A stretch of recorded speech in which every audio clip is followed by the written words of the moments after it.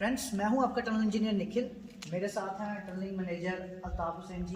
Friends, आपने देखा होगा कि हमारे टनल की पेरीफेरी में हेडिंग में 3 और बेंचिंग में 2 इस तरह के इंस्ट्रूमेंट लगाए जाते हैं। तो इनको क्या कहा जाता है और टनल में इनको लगाने का पर्पस क्या है, उसकी एक कंप्लीट इन्फॉर्मेशन आपको देंगे इस वीडियो के थ्रू। तो सर, मैं आपसे जानना चाहूँगा, ये जो इंस्ट्रूमेंट लगे हैं इनको क्या कहा जाता है? जो टनल में हम देखते हैं हर जगह ये लगाए जाते हैं। जी, इसको BRT कहा जाता है, यानी बाई रिफ्लेक्स टारगेट पॉइंट कहा जाता है इसको। ओके, तो इसको बाई रिफ्लेक्स टारगेट कहा जाता है। सर, इसको टनल में लगाने का हमारा क्या पर्पस रहता है?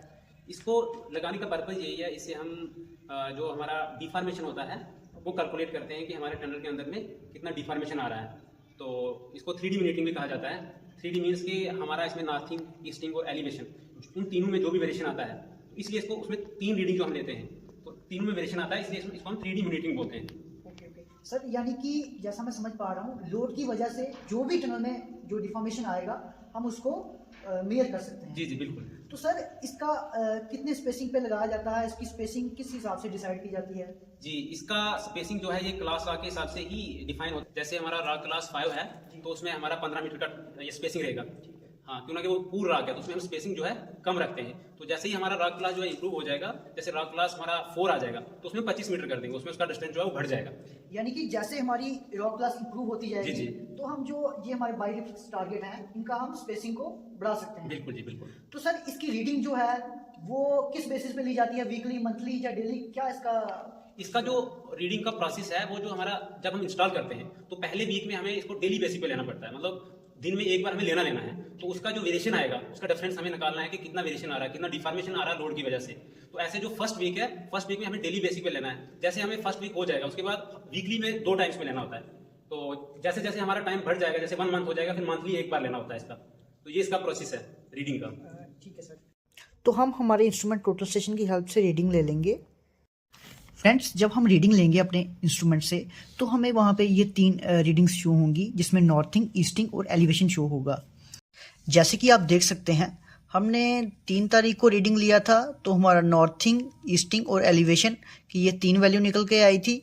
और फिर हमने 5 तारीख को रीडिंग लिया है तो उसकी हमारी नॉर्थिंग की ये, ईस्टिंग की ये और एलिवेशन की ये वैल्यू निकल के आई है। तो जो हमारी डे 1 में जब हमने रीडिंग ली थी उसको हम इनिशियल वैल्यू कंसीडर कर लेंगे। और जो अब हमने 5 तारीख को ली है, 3 तारीख की रीडिंग और 5 को रीडिंग ली है, दोनों का डिफरेंस कैलकुलेट करेंगे। तो जैसे आप देख सकते हैं कि नॉर्थिंग में हमारा 2 mm निकल के आया है, ईस्टिंग में भी 2 mm निकल के आया है और एलिवेशन में भी 3 mm निकल के आया है।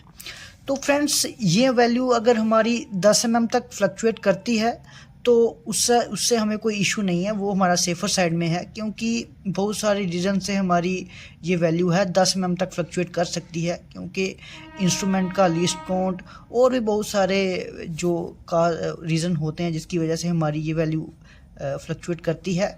बट अगर हमारी जो वैल्यू है वो हमारा डिफॉर्मेशन टॉलरेंस है, जो कि टनल में जनरली हमारा 50 mm का रहता है, अगर हमारा वो value 45% of the deformation tolerance आ रही है तो वो हमारी अलर्ट लिमिट में आएगी।